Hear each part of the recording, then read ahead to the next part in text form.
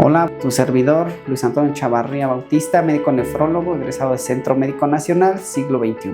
Miren, la enfermedad renal crónica es una enfermedad donde los riñones van dejando de funcionar a través del tiempo. Digámoslo así, que hay de dos tipos. Hay una que es enfermedad renal aguda, que es un poco menos frecuente, generalmente se ve esto en los hospitales y de forma súbita el riñón deja de funcionar, pero afortunadamente se vuelve a recuperar.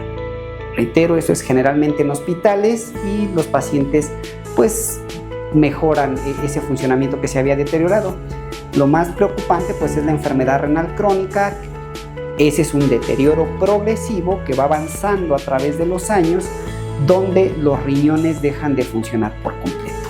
Los factores de riesgo pues son varios. Les diría que el principal es el problema de obesidad que estamos teniendo actualmente en el país.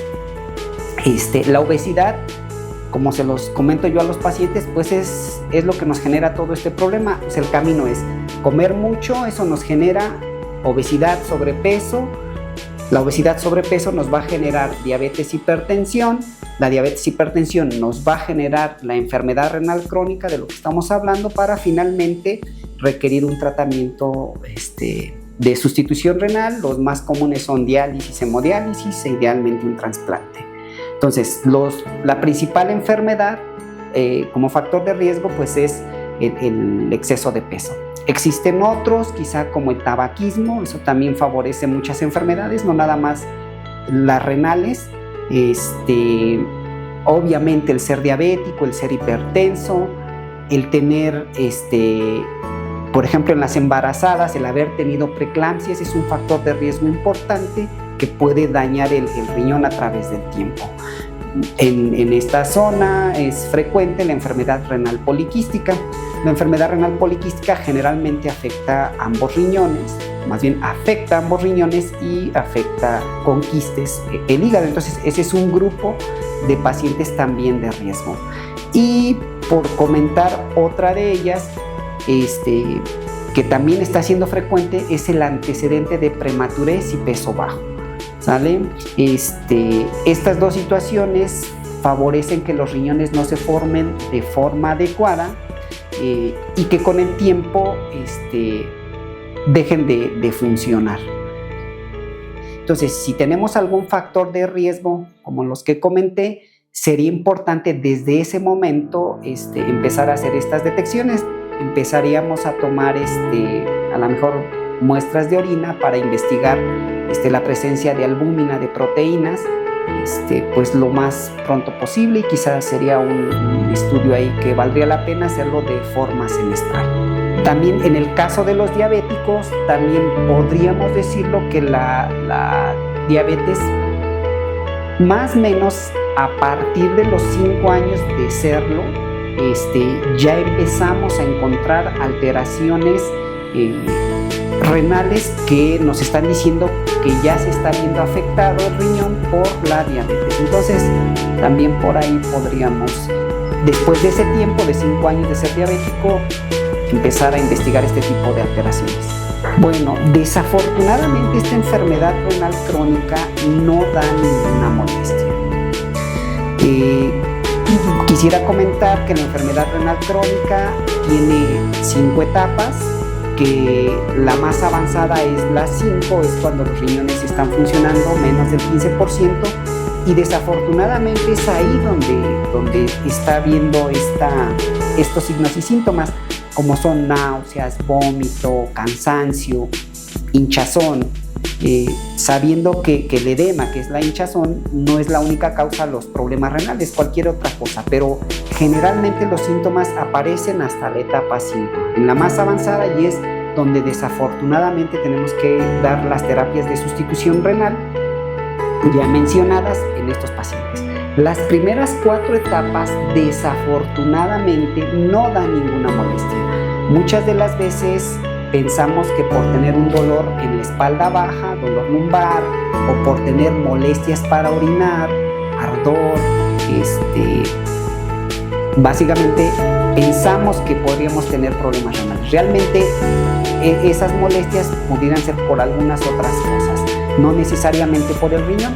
Y reitero, las primeras 4 etapas no no nos da ninguna molestia. Entonces, ¿cómo podríamos detectar si hay algún problema? Pues básicamente en pacientes de riesgo, como ya comentamos, periódicamente realizar su química sanguínea y examen de orina para ver si no hay proteínas. Miren, si pueden empezar a ver en el examen general de orina datos muy precoces de daño renal. Una parte del examen general de orina que evalúa la densidad urinaria sería una de las primeras manifestaciones que podríamos tener. Y a lo mejor, ¿cómo lo puede manifestar una persona? En condiciones normales, ustedes recordarán que si nosotros no tomamos agua por mucho tiempo, nuestra pipí va a estar un poquito más oscura. Eso sería lo esperado. Pero si nosotros, tras haber estado en ayuno y hacernos un estudio de orina, la orina sale clarita, y el examen de orina justamente sale con una densidad urinaria baja, podría ser el primer dato precoz de daño renal. También en el examen general de orina podemos encontrar la presencia de proteínas. Aquí también, dicho sea de paso, varias situaciones, a lo mejor el ejercicio extremo, la fiebre, alguna infección que tengamos puede favorecer la pérdida de proteínas de forma transitoria, y esto lo vemos en el examen general de orina. Lo recomendado es hacer un estudio de control 2 a 4 semanas después, donde no haya prácticamente ningún malestar, y ver si muy probablemente haya desaparecido la presencia de proteínas. Si esto persiste, ya nos está hablando hasta cierto punto de un daño de riñón. También en la orina podemos evaluar una proteína que se llama albúmina. Esto lo podemos hacer en orina de 24 horas o en muestra única, como se nos acomode, para investigar la presencia de esta proteína. Si está de forma anormal, ya nos está hablando de que hay un daño precoz en nuestro riñón. Esto, reitero, principalmente en grupos de riesgo, diabéticos, hipertensos, pacientes con sobrepeso u obesidad, prematuros, pacientes con riñones poliquísticos. Bueno, digamos que de las complicaciones iniciales o más precoces de la enfermedad renal crónica, y que muchas veces pasa por desapercibido, podría ser la anemia. Un riñón sano produce una hormona llamada eritropoyetina, que en el paciente con enfermedad renal crónica se deja de producir, y eso va haciendo que la cantidad de glóbulos rojos que produce el cuerpo disminuyan y nos condiciona anemia. Muchas veces se detecta anemia. Lo más común de la anemia es que sea por deficiencia de hierro, eso es lo más común, pero siempre que tengamos a alguien, a una persona con anemia, pues sí valdría la pena descartar que una de las causas sea enfermedad renal crónica como complicación. Desafortunadamente, ya los pacientes que tienen enfermedad renal avanzada empiezan con otras complicaciones. Una de ellas es en los huesos. Se manifiesta, se llama hiperparatiroidismo secundario. Esta enfermedad, desafortunadamente, no da ninguna manifestación. La única manera de detectarlo es a través de un estudio en sangre que se llama hormona paratiroidea. Hay que ver el impacto que ha tenido la enfermedad renal crónica sobre los huesos, y con ese estudio que comenté se podría ir evaluando esta situación. Los pacientes pueden presentar también varias complicaciones. Llega a ser algo frecuente que tengan sangrados a nivel intestinal por el hecho de tener las toxinas elevadas. El intestino se modifica por la enfermedad renal crónica, y son más susceptibles los pacientes a tener sangrados, ¿sale? Habitualmente en los pacientes que manifiestan tener evacuaciones como el aspecto de zapote, pues nos pudieran estar presentando esto. También hay algún estudio por ahí que se puede investigar la presencia de sangre o no y detectar esta complicación. Y existen otras complicaciones también ya asociadas a las terapias de sustitución renal, llámese diálisis, hemodiálisis, como son las infecciones, y dependiendo de la terapia de sustitución renal que presente el paciente pues va a tener ciertas manifestaciones. Como lo he comentado a través de la charla, sí sería importante, la parte más esencial del autocuidado es la alimentación. En los libros de texto, si no recuerdo, en el de tercer año, por ahí se habla del plato del buen comer. Entonces, nuestra dieta debería de estar basada en eso, en algo muy sencillo, donde predomina pues, la ingesta de verduras, de frutas. Sí es correcto ingerir algunas proteínas, pero en escasa cantidad. Y también basarnos en la jarra del buen beber.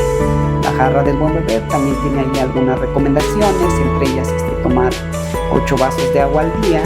No recomiendan tanto bebidas azucaradas, es más, no las recomiendan, si acaso, un vaso de agua de frutas naturales al día. Eso nos podría ayudar en el autocuidado de nuestra salud. Si el paciente es diabético, si es hipertenso, pues estar lo mejor controlado, eso va a ayudar a que esos riñones no se deterioren tan rápido. La literatura médica de manera general dice que tras 30 años de ser diabético, el 90% de los pacientes se van a dializar.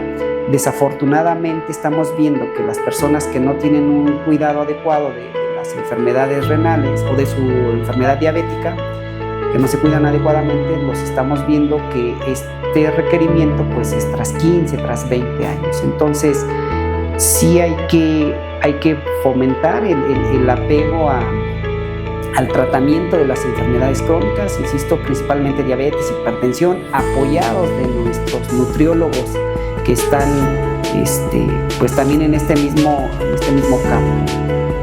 Bueno, como ya lo comenté, en la jarra del buen beber recomienda por ahí que son 8 vasos de agua al día.